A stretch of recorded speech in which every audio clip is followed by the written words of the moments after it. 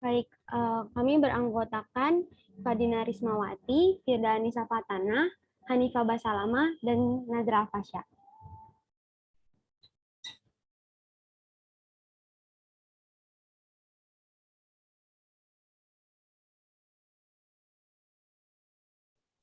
Bisa di next, Fadina.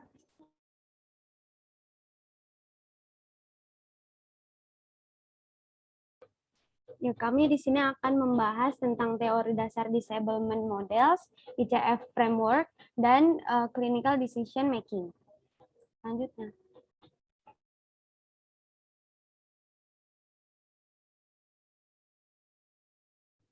Yang pertama, kami akan membahas tentang disablement models.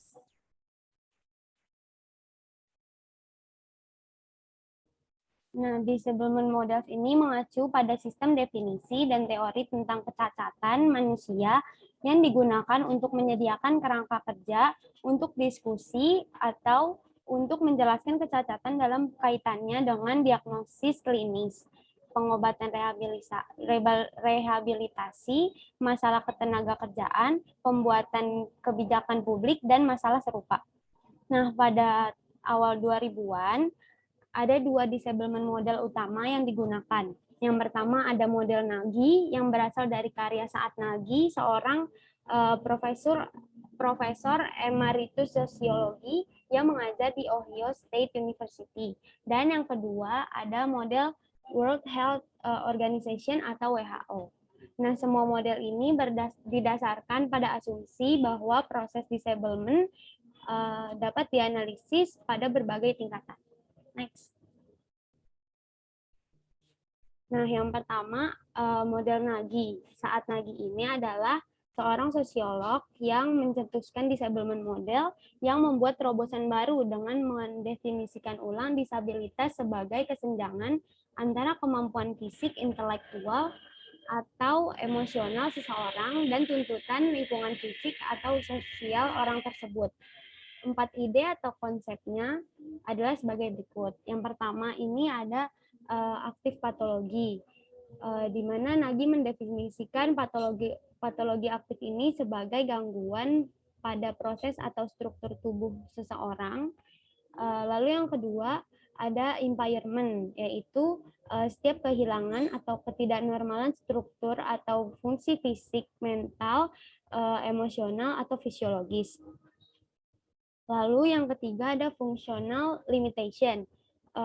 Nagy menggunakan istilah ini untuk merujuk kepada efek gangguan pada kapasitas kinerja seseorang secara keseluruhan. Nah, yang keempat ada disability, yaitu konsep terakhir ini mengacu pada fungsi sosial seseorang. Next.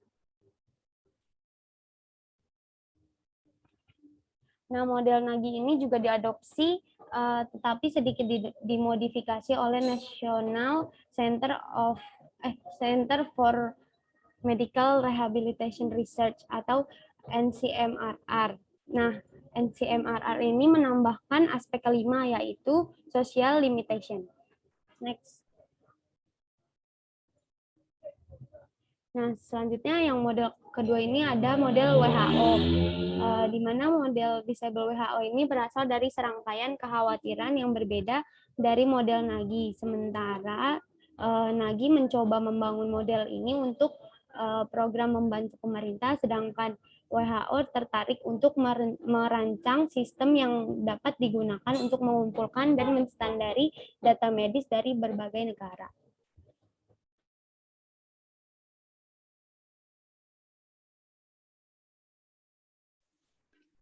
Dr. Philip H.M. Wood, seorang dokter yang berspesialisasi dalam pengobatan radang sendi dan penyakit rematik lainnya.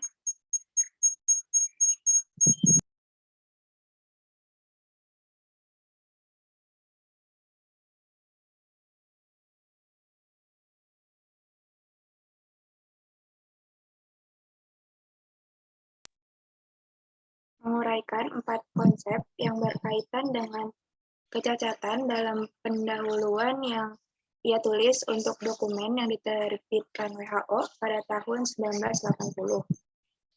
Yang pertama itu ada disease, Wood mendefinisikan penyakit sebagai sesuatu yang abnormal terjadi dalam diri individu.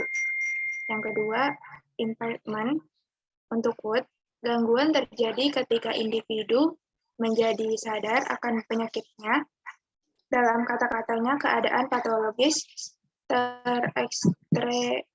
tereksteriorisasi. Lalu yang ketiga ada disability. Wood mendefinisikan disabilitas sebagai disabilitas adalah pembatasan atau kekurangan akibat penurunan kemampuan untuk melakukan suatu aktivitas dengan cara atau dalam kisaran yang dianggap normal bagi manusia.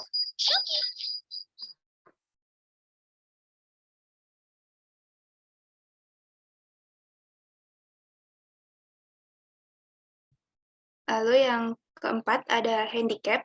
Bagi Wood, handicap mewakili sosialisasi disabilitas, yaitu cacat menempatkan orang tersebut pada posisi yang tidak menguntungkan secara sosial dan membatasi atau mencegah pemenuhan peran yang normal bagi orang tersebut.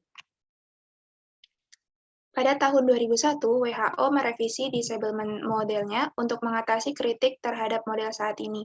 Dalam model baru ini, proses disablement adalah kombinasi dari kehilangan atau kelainan fungsi dan struktur tubuh, keterbatasan kegiatan, dan pembatasan dalam partisipasi, seperti pada gambar di samping. Sebagai catatan, istilah aktivitas dan partisipasi berfokus pada kemampuan seseorang versus ketidakmampuan atau kecacatan. Lalu yang kedua ada ICF Framework. ICF Framework ini merupakan klasifikasi internasional dengan bahasa dan kerangka kerja standar untuk menggambarkan dan mengorganisir informasi tentang fungsi dan kecacatan. Atau definisi lain yaitu klasifikasi dan menggambarkan tentang kesehatan. Lalu latar belakang ICF. Yang pertama, ICF menyediakan bahasa dan kerangka kerja yang standar language and framework, untuk mendeskripsi kesehatan dan kondisi yang berkaitan dengan kesehatan. Yang kedua, ICF menyediakan klasifikasi domain kesehatan yang membantu mendeskripsikan perubahan dalam fungsi dan struktur tubuh atau body function and structure, apa yang bisa dilakukan seseorang dalam lingkungan standar atau level of capacity, dan apa yang bisa dilakukan seseorang di lingkungan mereka biasanya atau level of performance. Yang ketiga, ICF menempatkan pengertian tentang kesehatan dan kecacatan dalam perspektif baru, bahwa setiap manusia dapat mengalami penurunan kesehatan dan dengan demikian mengalami beberapa derajat kecacatan. Lalu diberi nama ICF untuk menekankan pada kesehatan dan fungsi, bukan disabilitas atau kecacatan.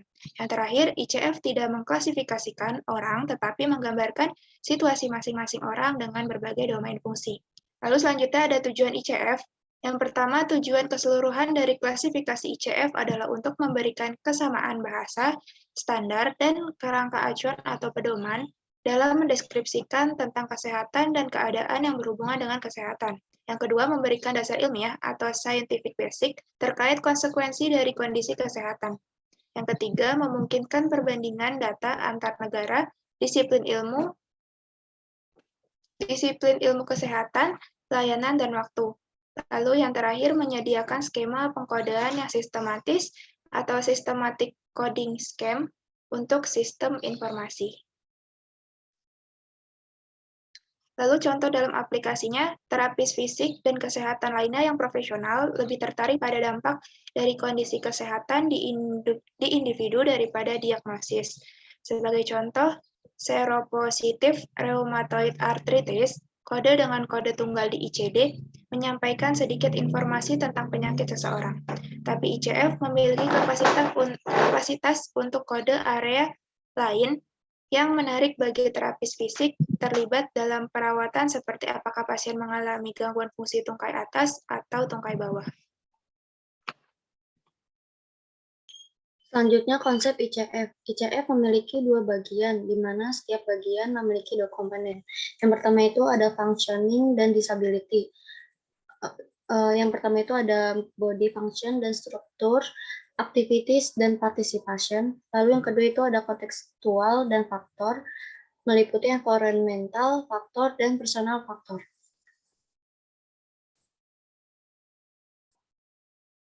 Next. Lalu selanjutnya itu ada interaksi komponen ICF. Fungsi manusia diklasifikasikan oleh ICF. Yang pertama itu tingkat tubuh atau bagian tubuh atau level of body or body part. Yang kedua itu tingkat individu secara keseluruhan atau whole person. Yang ketiga itu tingkat individu secara keseluruhan dalam konteks sosial atau whole person in social context. Bisa dilihat dari tabelnya. Next. Selanjutnya ada definisi komponen ICF. Yang pertama itu body function atau fungsi, yaitu fungsi fisiologi sistem tubuh atau termasuk fungsi fisiologis. Yang kedua body structure, yaitu bagian anatomis tubuh atau struktur tubuh. Yang ketiga impairment, masalah atau gangguan pada fungsi atau struktur tubuh. Selanjutnya activity, yaitu pelaksanaan tugas, task, atau tindakan, action, oleh seorang individu. Selanjutnya participation, yaitu keterlibatan dalam situasi kehidupan. Selanjutnya ada activity limitation, yaitu kesulitan yang mungkin dialami oleh seorang individu dalam melakukan kegiatan. Selanjutnya ada participation restriction, yaitu masalah yang mungkin dialami seorang individu dalam melibatkan diri pada situasi kehidupan. Yang tadi itu ada environmental factor, yaitu faktor lingkungan fisik, sosial, dan sikap di mana orang hidup dan melakukan kehidupan mereka. Next. Nah, ini fungsional, yaitu istilah untuk menggambarkan body function, body structure, dan aktivitas dan partisipan, yaitu untuk menunjukkan aspek positif atau netral dari interaksi antara kondisi kesehatan dan kontekstual faktor. Selanjutnya itu ada disability, yaitu istilah untuk menggambarkan impairment, activity limitation, dan participation restriction, yaitu menunjukkan aspek negatif dari interaksi antara kondisi kesehatan dan kontekstual factors. Next. Lalu yang ketiga itu ada clinical decision making.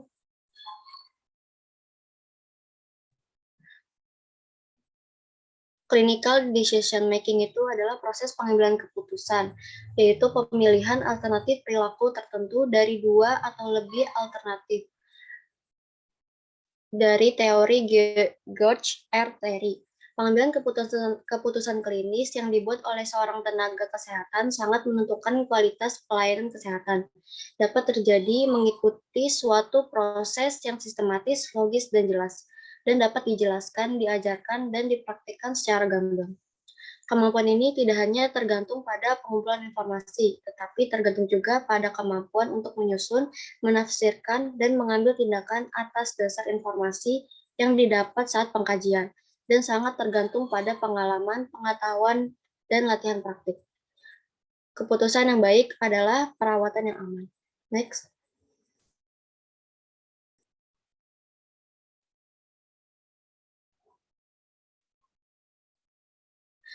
Nah, pengambilan keputusan klinis yang baik dan efektif membutuhkan kombinasi pengalaman dan keterampilan. Nah, keterampilan ini meliputi yang pertama pengenalan pola atau belajar dari pengalaman, lalu ada berpikir kritis, lalu ada keterampilan komunikasi atau kemampuan untuk mendengarkan pasien tentang apa yang mereka katakan, lalu ada pendekatan berbasis bukti, lalu kerja tim, berbagi dan refleksi. Next. Ya, sebelumnya apakah suara saya terdengar?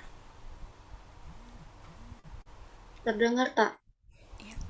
Nah, ya selanjutnya di sini ada faktor-faktor yang mempengaruhi dari clinical decision making itu. Yang pertama, ada banyak faktor yang terlibat dalam pengambilan keputusan klinis dan masing-masing keterampilan ini memiliki potensi untuk mempengaruhi pengambilan keputusan yang efektif.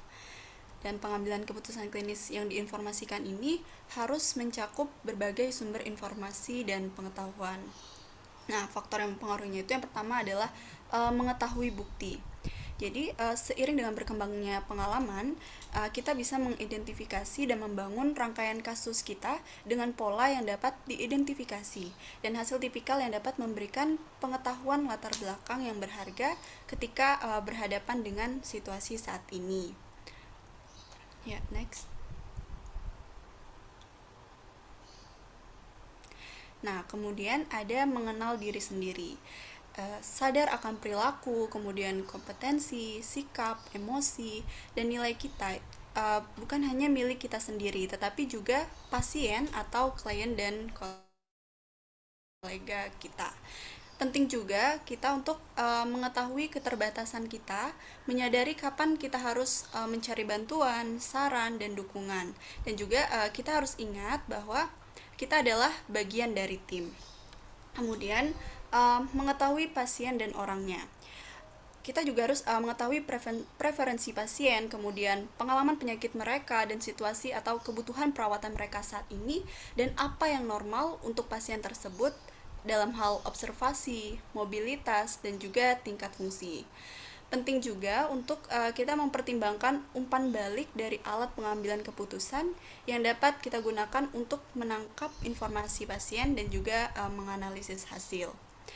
Lalu ada mengetahui lingkungan, di mana ini adalah kesadaran dan pengakuan terhadap pendekatan pengambilan keputusan dan dinamika tim yang lebih luas dalam organisasi. Gitu. Next.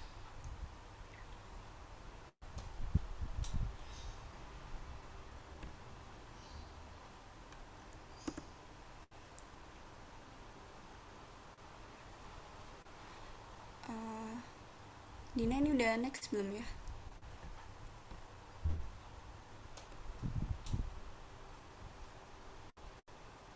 Ya. Selanjutnya di sini ada langkah-langkah dari clinical itu. Yang pertama ada penilaian atau pengumpulan informasi, kemudian ada diagnosis, lalu ada perencanaan, kemudian intervensi, dan yang terakhir ini ada evaluasi. Ya, next. Nah, yang pertama tadi ada penilaian atau pengumpulan informasi. Jadi, langkah pertama dalam pengambilan keputusan klinis adalah kita menilai atau menggali keluhan utama klien. Nah, keluhan utama ini biasanya mengarah kepada masalah yang lebih penting atau merupakan dasar dari masalahnya. Nah, tenaga kesehatan ini perlu untuk mengumpulkan informasi dan proses mengenai keadaan kesehatannya. Hal inilah yang nanti akan membantu untuk pembuatan diagnosa yang tepat untuk menangani masalah yang ada. Kemudian ada diagnosis.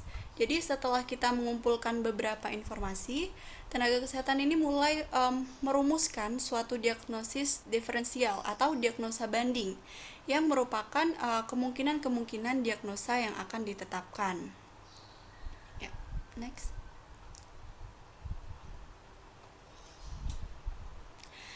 Nah, sebagai seorang tenaga kesehatan, kita ini akan mengarahkan pemeriksaan riwayat penyakit dan juga pemeriksaan fisik ke arah pengumpulan informasi yang terfokus untuk mengenyampingkan kemungkinan-kemungkinan diagnosis di dalam daftar tersebut. Kemudian ada perencanaan. Jadi, setelah kita memutuskan diagnosis kerja, tenaga kesehatan ini akan memilih perencanaan, pengobatan, atau asuhan. Nah, dalam perencanaan ini bisa ditemukan beberapa pilihan yang perlu dipertimbangkan resiko dan keuntungannya.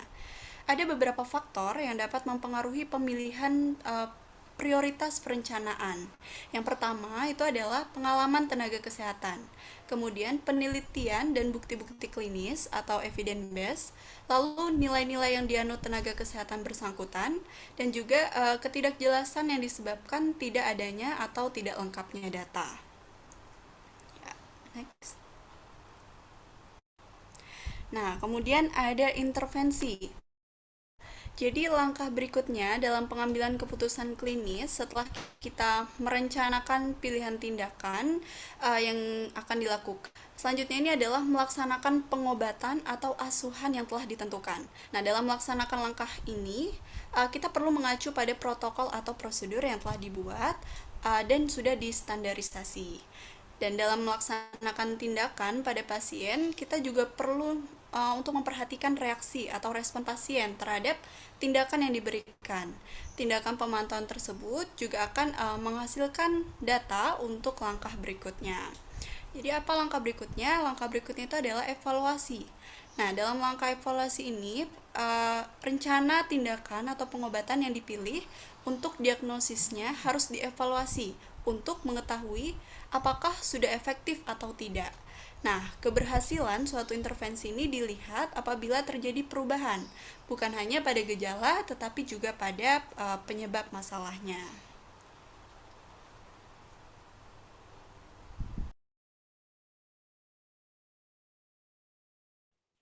Baik, sekian pemaparan dari kami. Apakah ada yang ingin bertanya?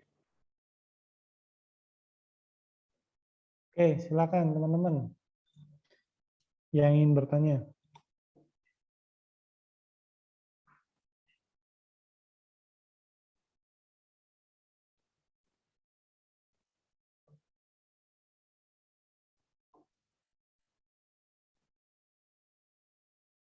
Yuk, silakan. Ini materi yang cukup penting ya, karena nantinya teman-teman akan ketemu terus dengan hal-hal seperti kayak gini tentang ICF, clinical decision making, dan disabilitas tadi. Oke, silakan adik-adik.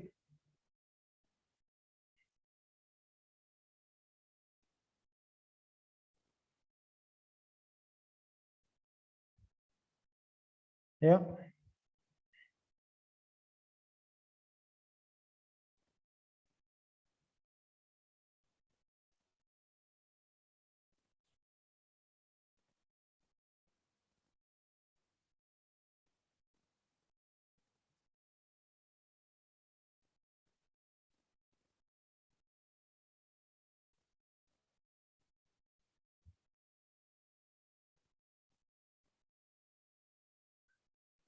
Yuk. Interupsi, Pak. Ya, Sadam, monggo. Ya, izin bertanya tentang pengumpulan informasi di clinical decision making. Ada langkah-langkah khusus nggak untuk mengumpulkan informasi agar kita dapat mengarah kepada masalah yang dituju? Ya, monggo. Si siapa tadi? Kelompoknya Nazra. Silakan dijawab.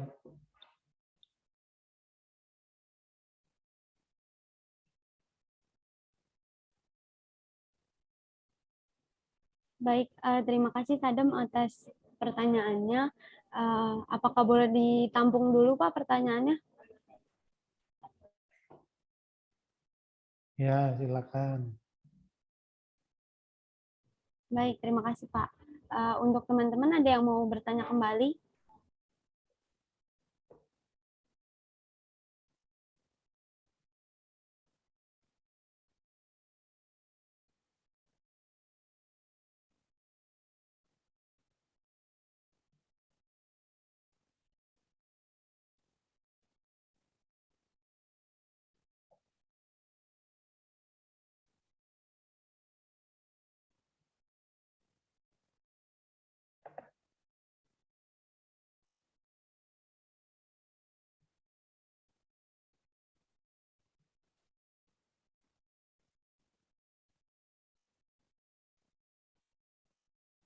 Ya, silakan teman-teman.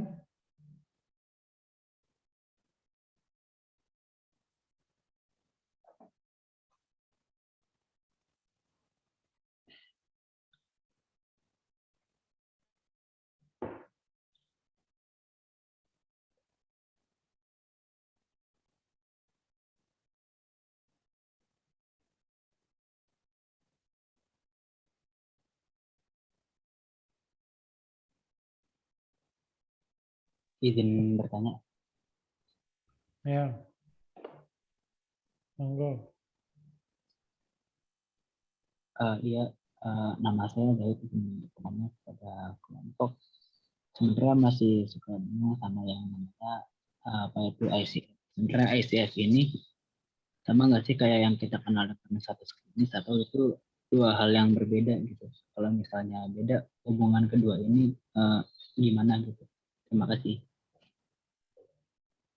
Apa tadi? Nggak jelas, putus-putus?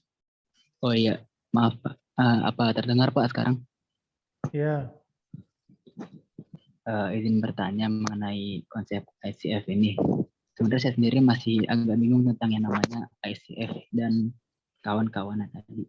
Untuk ICF ini sebenarnya apakah sama dengan yang kita kenal dengan status klinis, atau itu dua hal yang berbeda gitu? Soalnya kalau kita lihat isinya kayak ada kemiripan. Nah, kalau misalnya itu dua hal yang berbeda, ada nggak sih hubungan antara keduanya, atau memang itu dua hal yang jauh berbeda? Terima kasih. Oke. Ada samanya enggak sama status klinis? Gitu. Sama atau enggak gitu kan?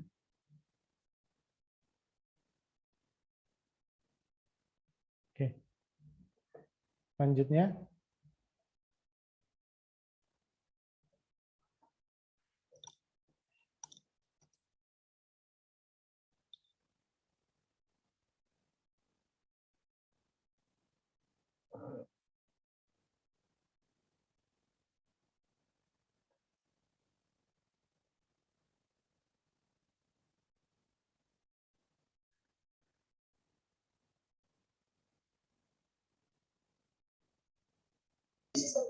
Interupsi Bapak dan kelompok. Ya, silakan. Silakan. Baik, terima kasih Bapak. Saya izin bertanya kepada kelompok terkait yang pembahasan awal tentang disablement models. Di situ kan dikatakan pada awal 2000-an ada dua disablement model yang menjadi model utamanya ya, yaitu model Nagy sama dari WHO. Nah, mau tanya kepada kelompok, apakah di tahunan sekarang ada model yang terbarunya, atau memang juga mau lebih tahu aja ada modelnya lagi nggak sih selain dari model dari Nagy sama WHO? Terima kasih kelompok dan Bapak.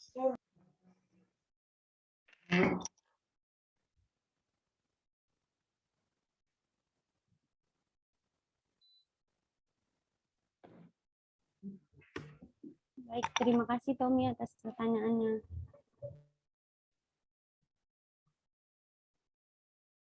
Ayo, silakan dijawab.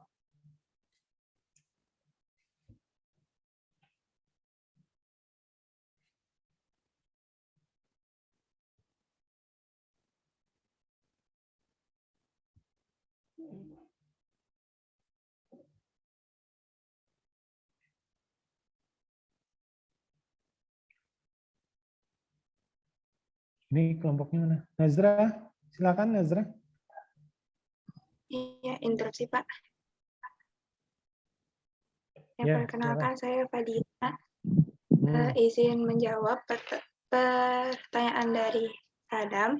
Itu tentang pengumpulan info di klinikal, ada langkah-langkah khusus atau tidak yang agar mengarah ke masalahnya.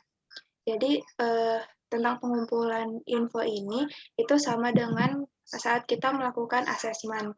Jadi kita bisa meminta langsung informasi itu kepada pasien atau kepada wali pasien. Itu dapat berupa form identitas atau juga menanyakan tentang yang mengarah ke pemeriksaan seperti kayak keluhan utama, lalu ada keluhan penyerta. Kedengaran nggak sih? Lalu ada misalnya seperti harapan pasien setelah melakukan terapi pada fisioterapis, lalu seperti riwayat penyakit dahulu, terus kemampuan sebelumnya, seperti itu. Untuk asesmen ini untuk menegakkan diagnosa. Terima kasih.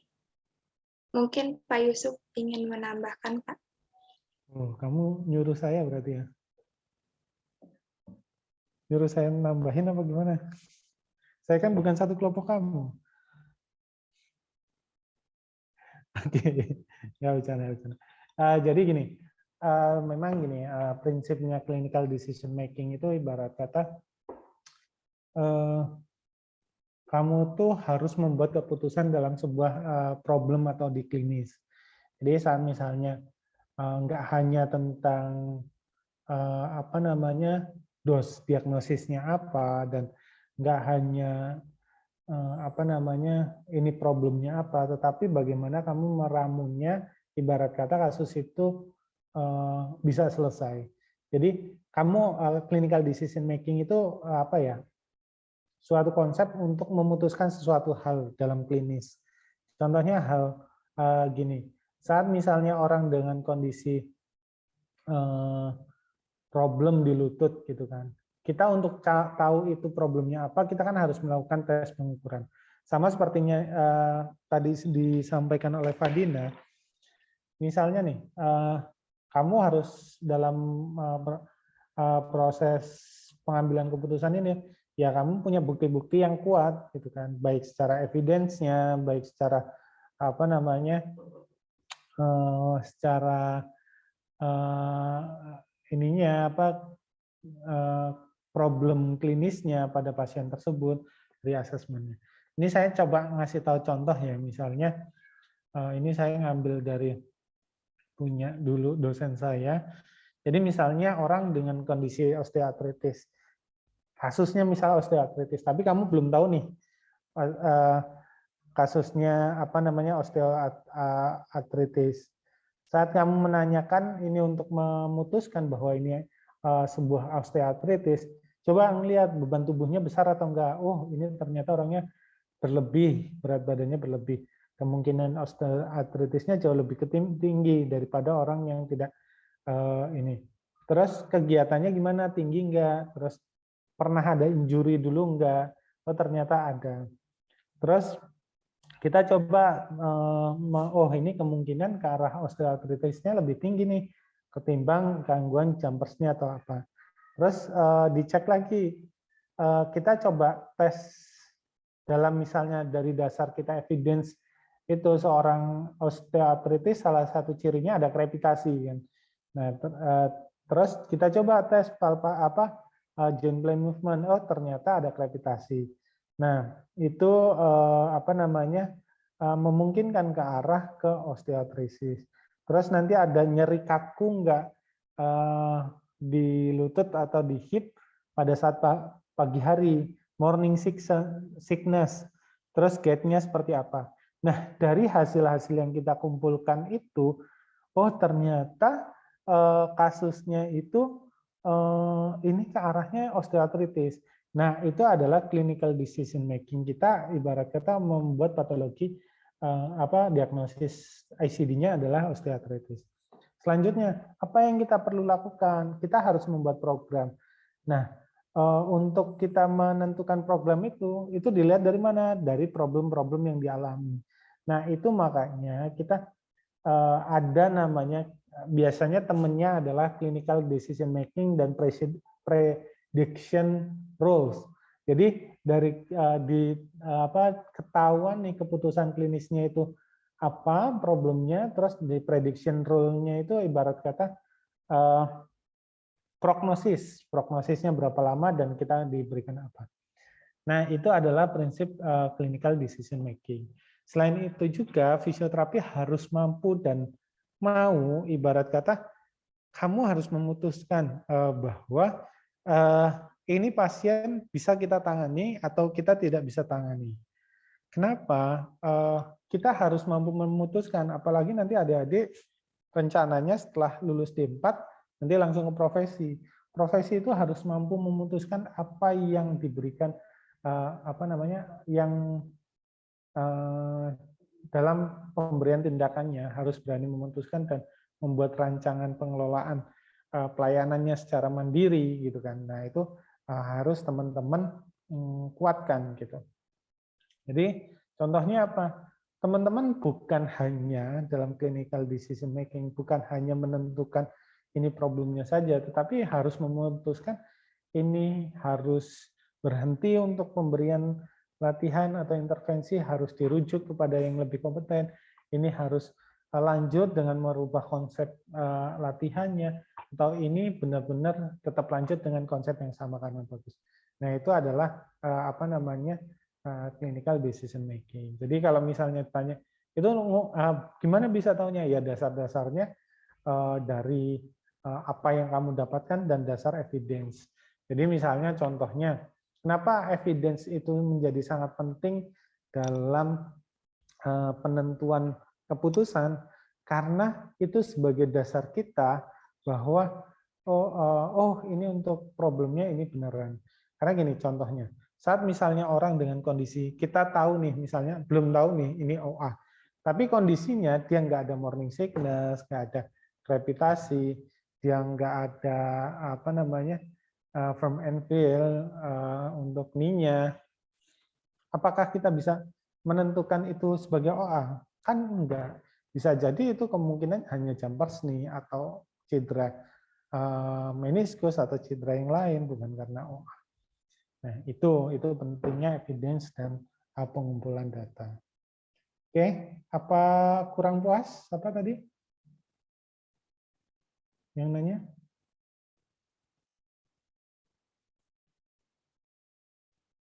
Jelas nggak suara saya tadi? Jelas, Pak. Oke. Ya, selanjutnya. Tadi siapa tim saya tadi? Pak Dina, silakan Pak Dina. Untuk pertanyaan kedua.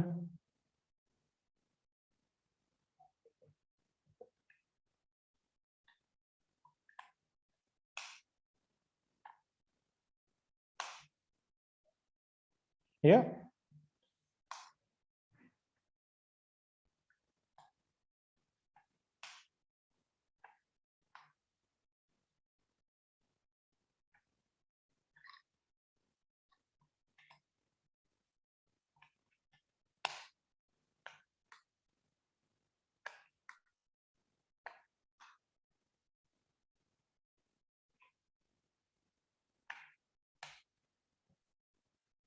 Ini kok diem semua? Nazra? Iya Pak, sebentar ya Pak, masih diskusi. Kebanyakan diskusi. Inilah salah satu hal yang membuat kita sulit mengambil keputusan adalah kebanyakan diskusi tanpa ada tindakan. Diskusi mulai, pasiennya pulang duluan ini. Kelamaan diskusi. Baik Pak, izin menjawab pertanyaan dari Zidan tentang ICF itu nggak sama status klinis. Nah, menurut kelompok kami, ICF ini sama-sama status klinis. Namun, di ICF ini lebih spesifik ke mengklasifikasikan kondisi kesehatan berdasarkan fungsi dan kecacatannya. Jadi misalkan ada kecacatan atau fungsi yang salah di bagian tubuh, atau mungkin ada aktivitas yang mengganggu dari salah satu fungsi tubuh tersebut, seperti itu Pak. Mungkin dari teman-teman kelompok yang lain, dari rekan-rekan kelompok ada yang bisa menambahkan. Terima kasih. Oke.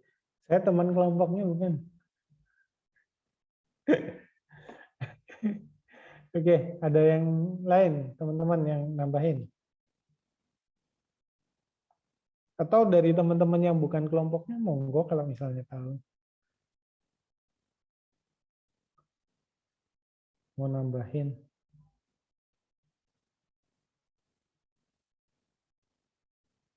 Atau enggak sependapat gitu.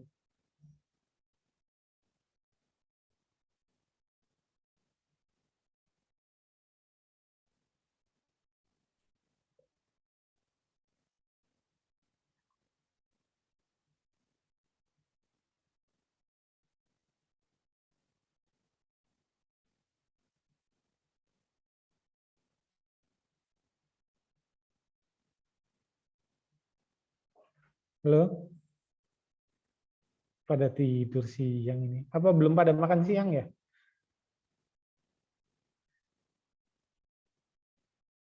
Oke, jadi gini, saya mungkin nambahin buat teman-teman, beda nggak sih antara ICF sama status klinis gitu kan?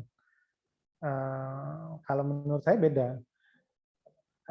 Kita harus memilahkan gini, status klinis itu ibarat kata sebuah konsep penulisan atau pencatatan yang ada pada pada seorang pasien. Jadi mulai riwayat, identitas dan lain-lain itu namanya status klinis. Tapi ICF adalah dari singkatannya adalah International Classification yang berkaitan tentang fungsi. Jadi ada namanya ICF, ada namanya ICD. ICD itu ke arahnya disease atau penyakit. International Classification Disease. Nah, kalau ICF itu adalah ibarat kata diagnosisnya terhadap gangguan fungsi, gerak atau fungsi. Nah, itu adalah ICF. Kalau ICD-nya itu terhadap disease-nya, penyakitnya. Contohnya gini, osteoartritis itu adalah bagian dari ICD. Nah, ICF-nya itu apa? ICF-nya kita ngelihat di dalam ICF itu ada beberapa pilihan, body structure and function, activity limitation, participation restriction, environmental factor, dan personal factor. Nah, dari pernyataan dari situ, misalnya orang OA, di ICD-nya itu udah OA gitu, osteoartritis. Tapi kalau di ICF-nya, problem yang di OA apa? Dari body structure ada gangguan struktur tulang rawannya. Terus misalnya ada nyeri nggak? Terjadi nyeri. Itu ada ICF-nya. Jadi ICF itu bagian dari status klinis. Walaupun itu sesuatu yang beda, tapi ICF itu bagian dari status klinisnya itu gitu. Jadi ya walaupun tulisannya kalian ngisinya itu, tetapi secara hirohnya status klinis ya tentang klinisnya, tapi ICF itu diagnosisnya gitu. Oke, pertanyaan terakhir.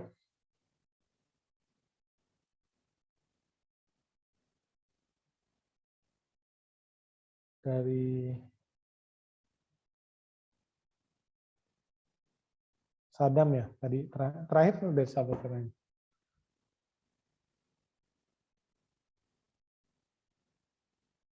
Oke, silakan.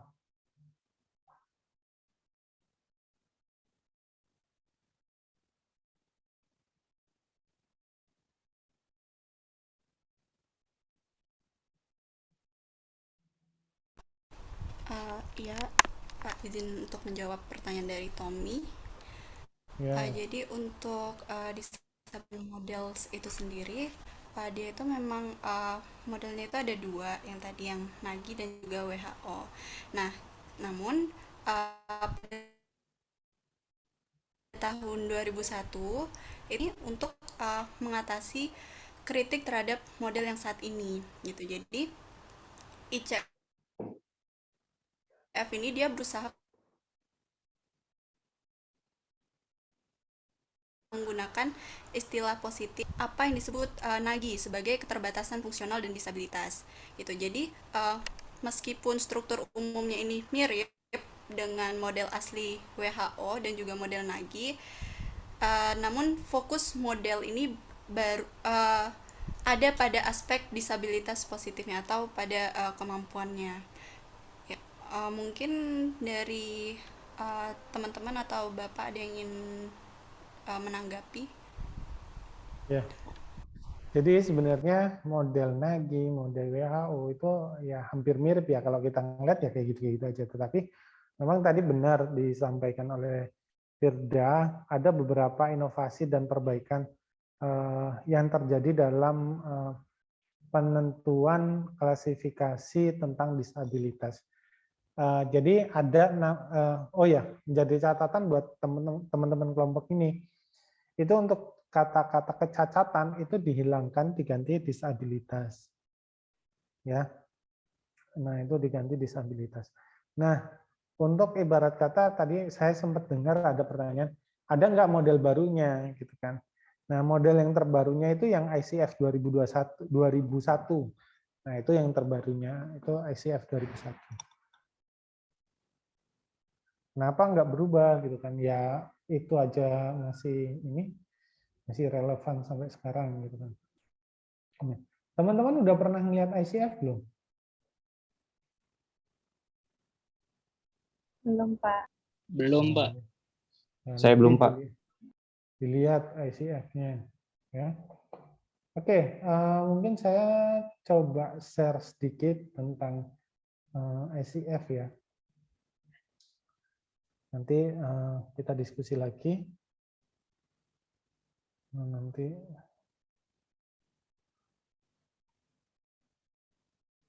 kita sampai jam berapa berarti nih? Nanti sampai jam 6 ya. Ya, kita sampai jam 6. Kok saya bilang sampai jam 6 pada senyum-senyum semua.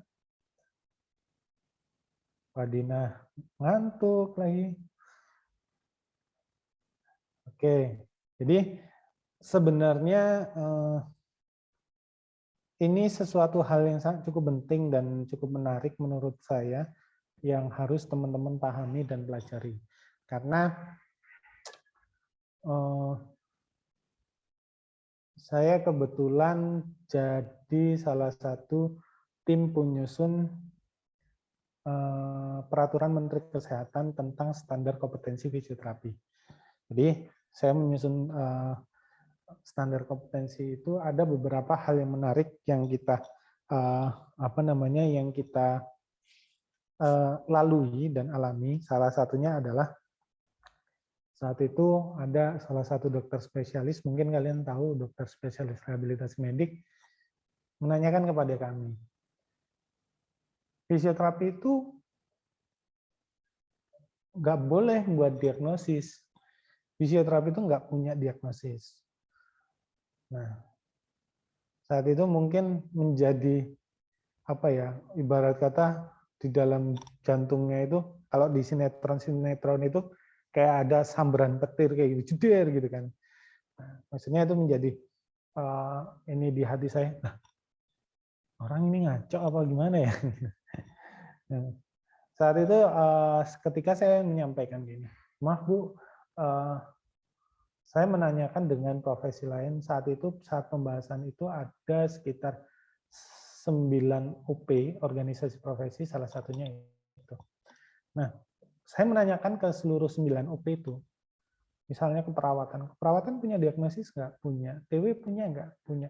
Sampai sekalipun ortotik protestik yang dia kerjaannya buat alat, mereka punya. Aku puntur aja, cuma nusuk-nusuk kayak gitu, dia punya. Saya bilang gini, loh, Bu, mereka aja punya, masa kita nggak boleh punya gitu kan? Padahal sebenarnya tentang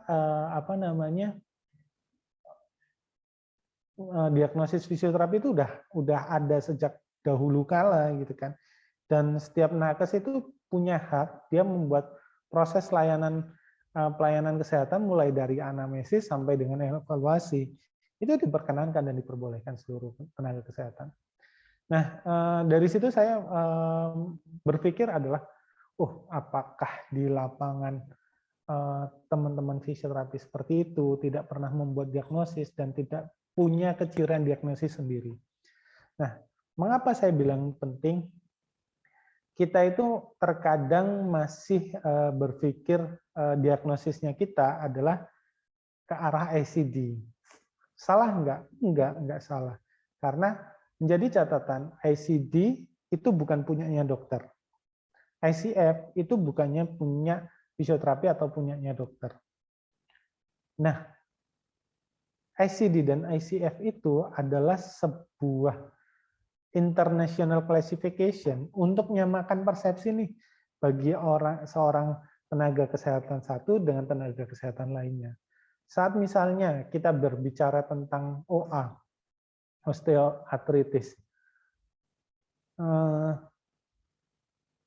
osteoartritis knee, dokter misalnya menyampaikan ini adalah osteoartritis knee, tapi seorang fisioterapi itu menyebutnya ini adalah lutut kecengklek, walaupun lutut tua gitu misalnya. Nyambung nggak? Connect nggak gitu kan? kan itu menjadi tidak menjadi informasi yang disampaikan oleh tenaga kesehatan satu dan yang lainnya itu nggak nyambung, nggak matching. Makanya kenapa ada ICD, ada ICF dan lain-lain untuk menyamakan persepsi bahwa ini selain sekarang digunakan sebagai coding. Coding itu kan sebenarnya kayak awalannya untuk menyamakan persepsi. Contohnya simpelnya, saat kita misalnya di Indonesia saja punya bahasa daerah itu cukup banyak. Misalnya Rahma itu orang apa? Sukunya apa Rahma? Sunda, Pak. Sunda. Nah, Firda?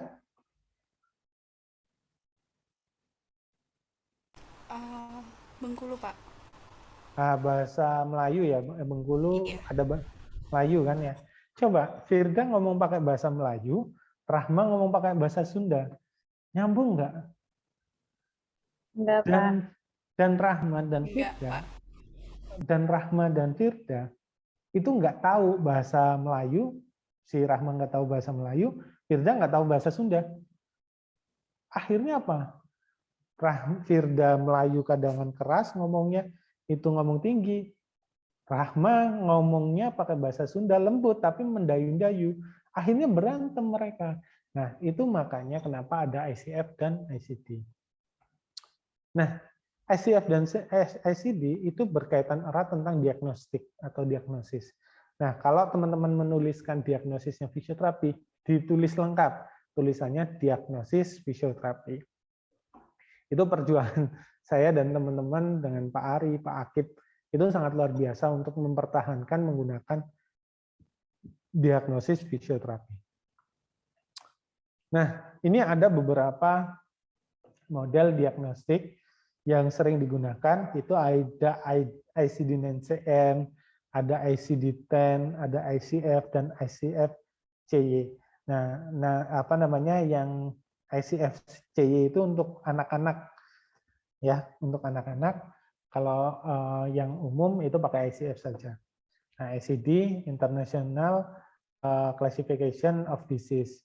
Nah, kalau ICD-9-CM lebih ke arah penanganan. Sampai suatu ketika di dalam ICD-9-CM itu di prosedur pelayanannya itu ICD-9-CM 93 itu judulnya adalah physical therapy. Nah, itu nanti 93 sampai 93.1 sampai 9 berapa gitu saya lupa. Nah, itu yang digunakan fisioterapi. Nah, apa itu ICF? Nah, ICF itu untuk melihat efek dari kondisi fungsional pada seseorang. Itu sebuah klasifikasi sistem, bukan alat ukur, tapi ini hanya mengklasifikasikan, gitu ya. Dan ICF ini dibuat oleh WHO, Badan Organisasi Kesehatan Dunia, dan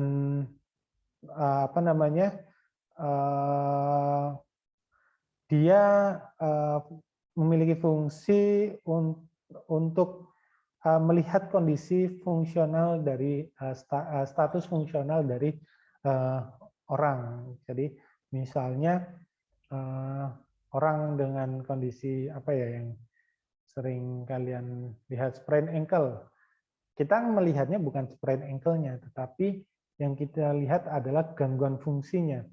Apa gangguan fungsinya? Ada body structure, ternyata terjadi kerobekan, terus fungsinya dia tidak mampu jalan, terus terdapat nyeri.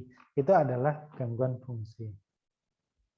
Nah, di dalam ICF itu ada beberapa domain, ada namanya body structure and function, body function and structure, ada activity limitation, ada participation restriction. Nah, ketiga hal ini menjadi hal penting dalam domain dari ICF.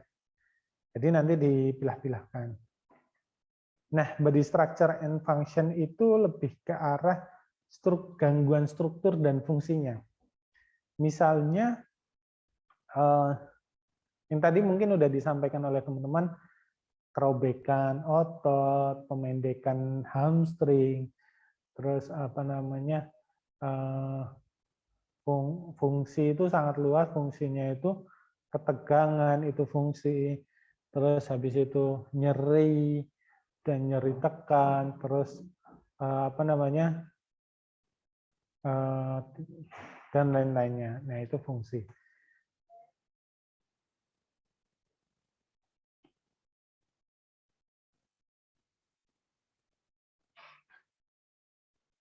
Nah, misalnya ada beberapa hal, misalnya mental function, voice and speech function, terus ada itu struktur syaraf, terus struktur of kardiovaskular, imunologi, terus neuromuskuloskeletal dan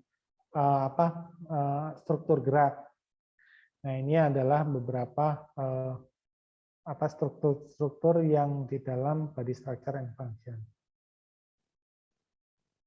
Nah, sementara kalau activity and participation itu lebih ke arah aktivitas kegiatan yang biasa dia lakukan. Contohnya misalnya tidak mampu menyisir. Ini kita activity itu lebih ke arah aktivitasnya. Jadi tidak mampu menyisir, tidak mampu mandi sendiri dan lainnya. Itu activity limitation. Kalau participation restriction itu berkaitan tentang orang lain. Terus menjadi misalnya apa, tidak mampu beribadah, tidak mampu apa gitu. Apa namanya? Itu arahnya seperti itu. Jadi kalau misalnya kita lihat adalah problem yang paling dekat. Contohnya gini, jangan teman-teman tuliskan misalnya di activity limitation, dia tidak mampu, sebenarnya dia berdiri saja belum mampu.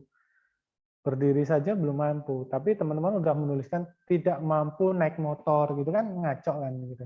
Nah, tulisannya tidak mampu berdiri, karena berdirinya yang belum mampu. Jadi nggak perlu dijawab lagi, nggak perlu ditanyakan naik motor, lari, main skateboard atau main basket, itu pasti udah nggak mungkin gitu kan.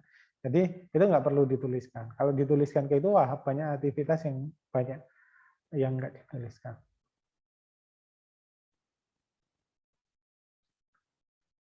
Oke, nah ini ada beberapa klasifikasi activity and participation. Ini general task, terus movement, self care, terus ada community dan social civil life.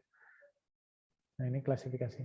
Nah teman-teman, ini adalah bagian ICF. Nah dari bagian ICF ini kita dapat melihat bahwa ibarat kata, jadi gini, diagnosa fisioterapi itu gimana sih? Nah, diagnosa fisioterapi itu lebih ke arah gangguan fungsi atau ICF tanpa mengabaikan dari ICD-nya. Jadi kita tetap melihat ICD-nya, tapi kita tidak bukan ICD-nya yang kita tanganin, tetapi gangguan fungsinya, gangguan gerak dan fungsinya. Jadi saat kita misalnya punya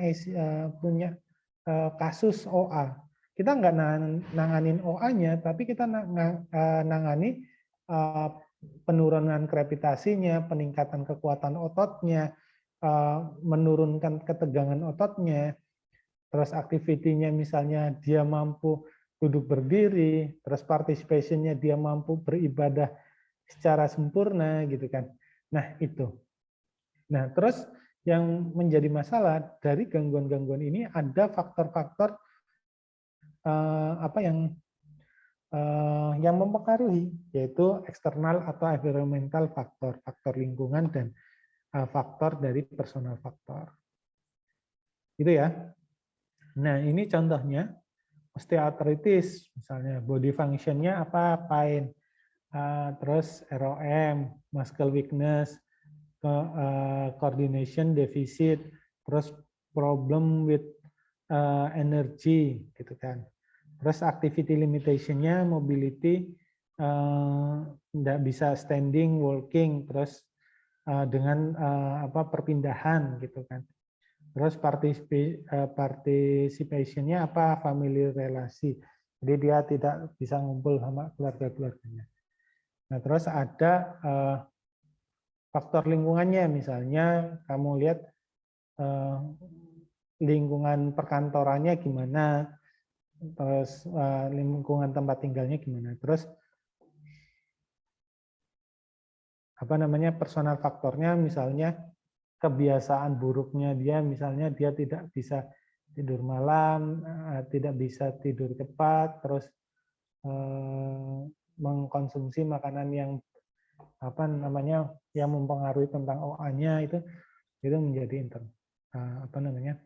personal faktor. Oke, nah ini nanti teman-teman bisa klik, mungkin saya kopikan. Nanti teman-teman bisa buka, itu ada ICF, ada bukunya sebenarnya, buku ICF itu nanti teman-teman bisa cari di Google, itu banyak. Terus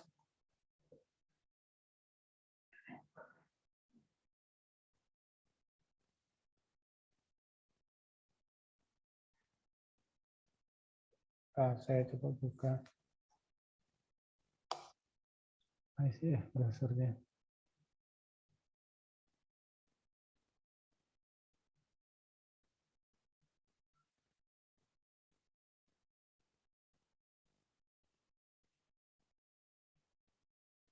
Saya ngomongnya kecepatan nggak sih?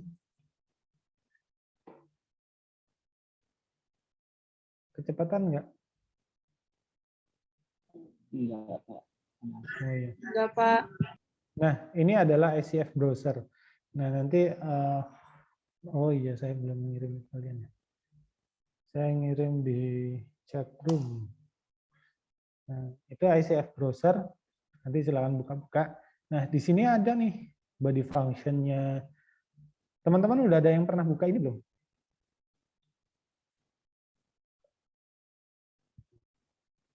Belum, Ada Pak. yang... Oke. Belum, Pak. Nah, ini misalnya teman-teman bisa langsung cari di sini, misalnya udah tahu misalnya tentang apa kayak. Nah, ini contohnya kalau misalnya kita mau cari satu-satu body structure misalnya tentang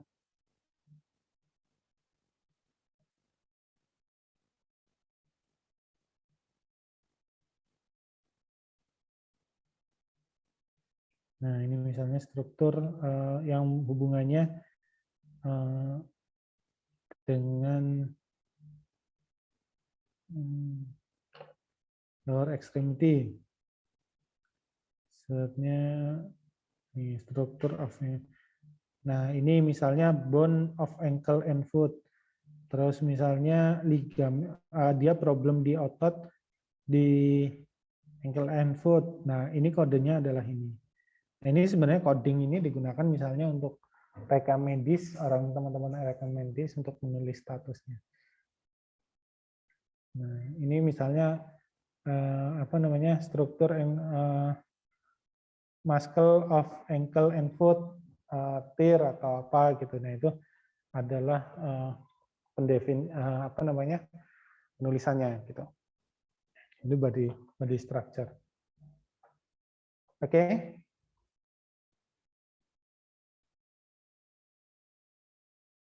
Nah, terus ada environmental factor.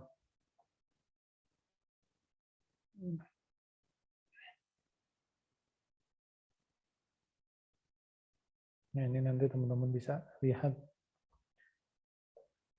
Oke, dari sini ada yang mau ditanyakan?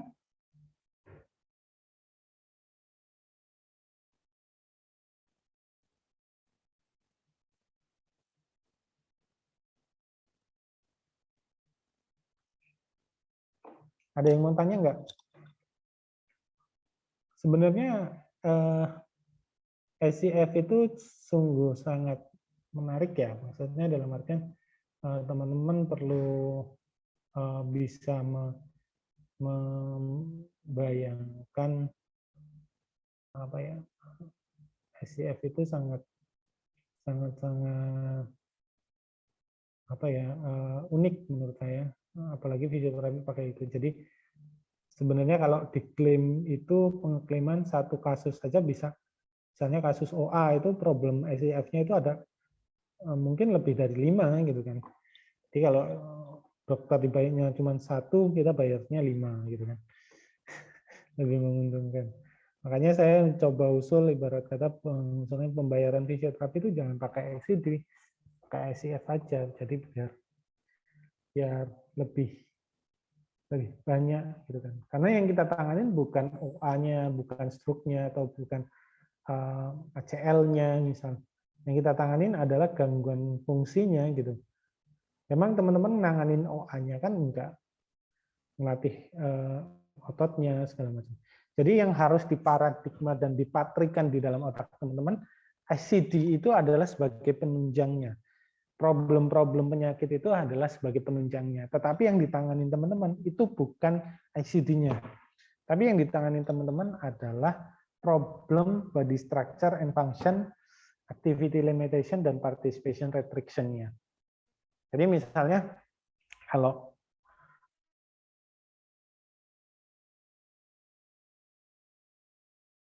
tapi meningkatkan kekuatan otot, meningkatkan stabilitas sendinya, itu yang kita lakukan. Gitu. Oke.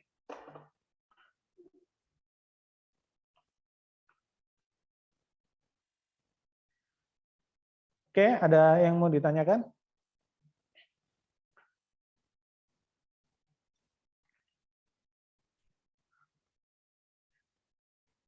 Oke, Nazra, kita sampai jam berapa?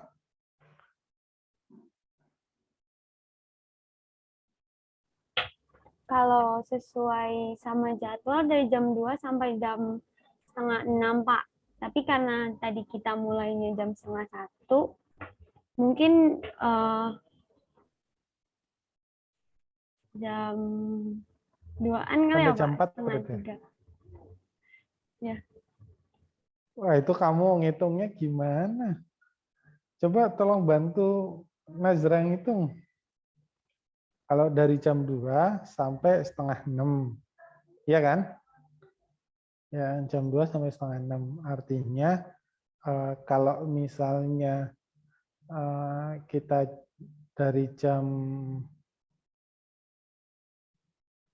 berapa ini? Jam 12. Jam setengah 12 itu berarti sampai jam 4 ya. Jam 4 apa setengah jam 3, jam 2? Jam 3, Pak. Loh, kok mundur lagi. Ya, mungkin anak-anak sekarang matematikanya udah kumlut jadinya ininya lebih cepat. Oke. Oke, adik-adik dan teman-teman semua. Mungkin untuk ini ada yang mau ditanyakan nggak?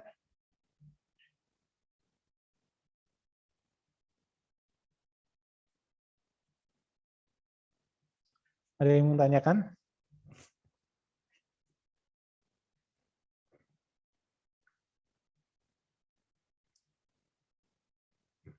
Tidak ada?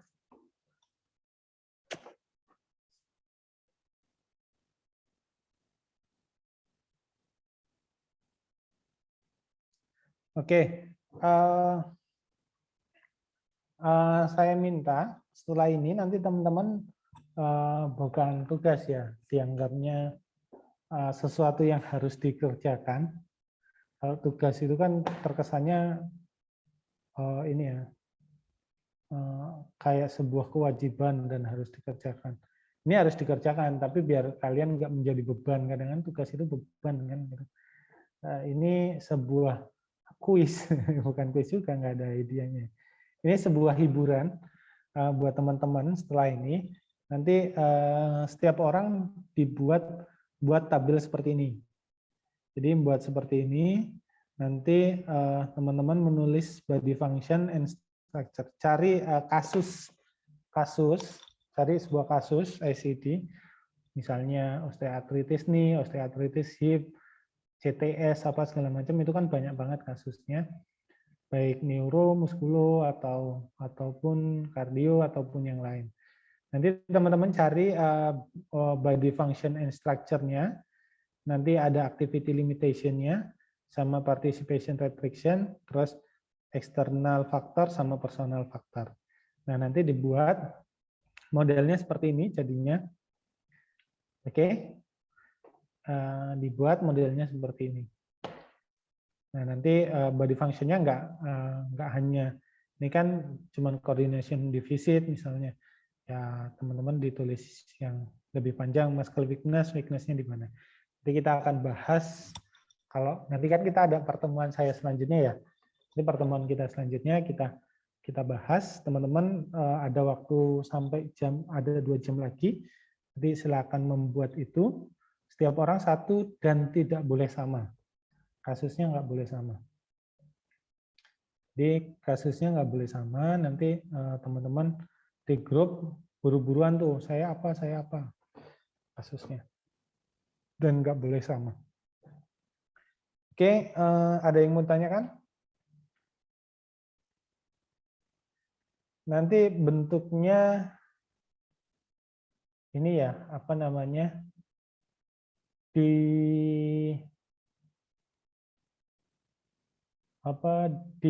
Word terus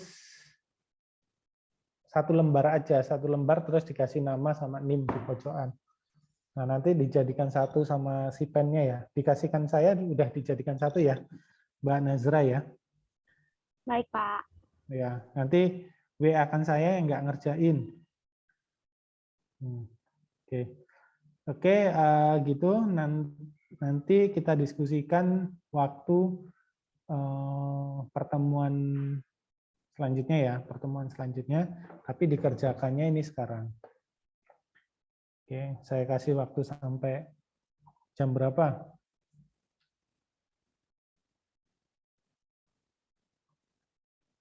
Mau saya tunggu sampai jam berapa?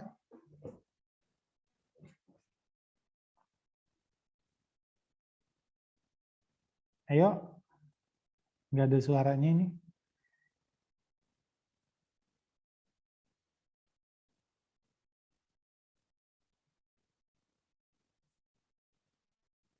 Izin Pak. Ya. Izin, Gimana, Kahma? kalau misal hari ini mungkin bisa sampai jam 12, Kak.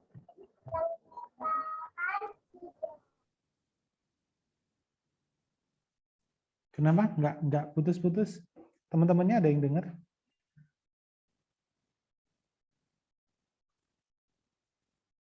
Ya, Pak, mungkin... Izin, Bapak. Ya. Nabila, gimana? Iya, Pak. Tadi saya mau ini punya Rahma. Sampai jam 12 malam, Pak. Oh, oke. Saya tunggu sampai jam 12 malam. Karena saya baik hati, saya tunggu sampai jam 12 malam tanggal 10. Gitu ya. Nah, kan pada happy semua kan. Jadi ini bukan beban, bukan tugas, ini proses aja. Yang teman-teman tuliskan di situ adalah kemungkinan yang biasa terjadi. Jadi kan karena teman-teman nggak ada kasusnya nih, kemungkinan yang biasa terjadi pada gangguan yang teman-teman tulis gitu ya. Oke, cukup ya? Ada yang tanyakan? Pak, izin bertanya. Oh ya, Z, gimana Z? Iya, izin bertanya Pak. Berarti yang ditulis itu kita ngambil contoh penyakit apa dan kita tulisnya yang menurut kita gitu kan ya Pak, di activity limitation sama yang participation tadi gitu Pak. Ya, jadi tekniknya adalah misalnya kamu dapat kasus ICL. Nah, ICL kamu search tuh, ICL itu gangguan body structure-nya apa aja. body function-nya apa aja kamu tulis di situ. Terus dia gangguan participation-nya biasanya apa, ditulis di situ. Gitu. Oke. Oh, untuk biar ini ya, mungkin saya bagi aja nomor 1 sampai 10 itu kasusnya kasus anak. Ya, 1 sampai 10 itu anak, 11 sampai 20 itu neuro. 11 sampai 20 neuro. 21 sampai 21 sampai 30. 30, Pak. enggak ya sampai 30 deh. Sampai 30 itu muskulo. Terus apa namanya? 31 sampai dengan 40 itu kasusnya olahraga. 31 sampai 40 itu olahraga. Dan 41 sampai 46. Kita ada berapa orang? 46. Nah, sampai 46 itu kardio. Nah, untuk kasus-kasus muskulo itu yang lebih ke arah pendekatan geriatriknya boleh kalau macam misalnya OA kan misalnya kalian pikir geriatrik. Nah, kalau misalnya olahraga lebih ke arah kasus-kasus cedera otot ligamen yang berkaitan tentang olahraga, misalnya ICL, PCL, MCL, LCL, sprain ankle, terus ruptur tendon patella, ruptur tendon Achilles, jumper knee, chondromalacia patella, bursitis olecranon, dan lain-lain. Golfer elbow, tenis elbow, itu monggo. Nah, muskulo nanti, tapi semua kasusnya nggak boleh sama. Gitu ya. Nanti saya minta tolong Nazra untuk memilahkan ya, ini muskulo, ini neuro, ini. Gitu ya. Nazra, ini apa? Kenapa, Nazra? Pak? Nomor absennya berapa? Saya 30, Pak. 30 tadi apa? Muskulo, Pak. Nazra sukanya apa? Ininya, kasusnya.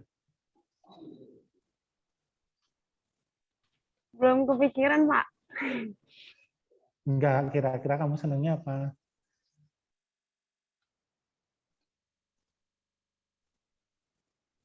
Senang nggak di muskulo?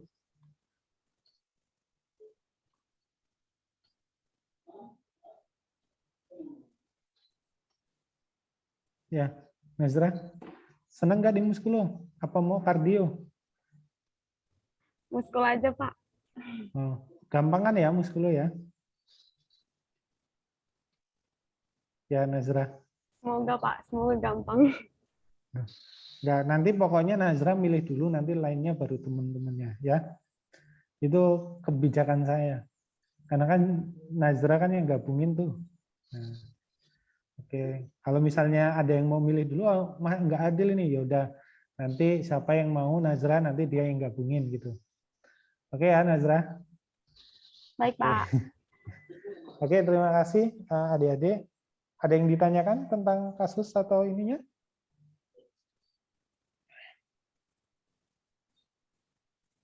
Nggak ada ya. Silakan melakukan hari sekarang sampai jam 4 ya. Oke. Karena kalau ngajar katanya bolehnya cuma 1 jam. Jangan boleh lama-lama. Nanti kuotanya habis, belum dibayar dari kampus nih. Udah dapat ini belum paket kuota? Belum, Pak. Oh, belum. Biasanya dapat ya? Iya, Pak.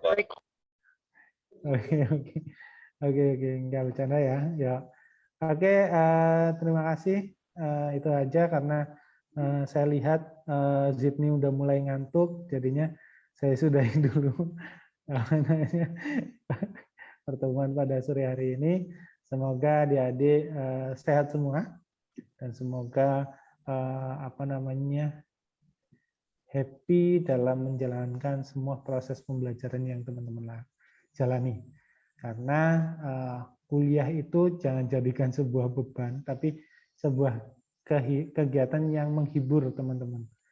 Walaupun sekarang nggak bisa nongkrong bareng teman-teman, segala macam. Nah, kuliah kan enaknya nongkrongnya setelah kuliah. Gitu kan? Nah, kuliah enaknya setelah nongkrongnya.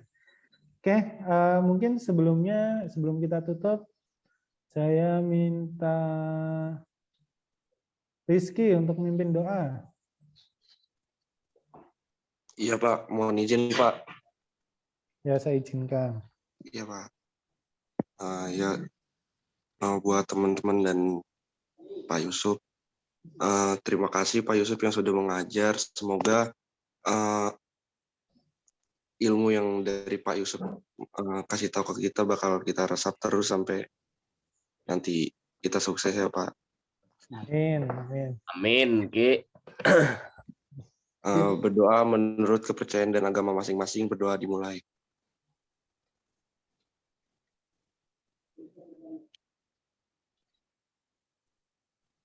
Doa selesai. Oke. Terima kasih Pak. Oke, terima kasih adik-adik sekalian. Semoga sehat semua. Salam buat keluarga kalian. Ini nggak ada yang sakit kan? Saya sakit Pak. Sakit apaan? Nggak tahu nih, batuk pilek Pak.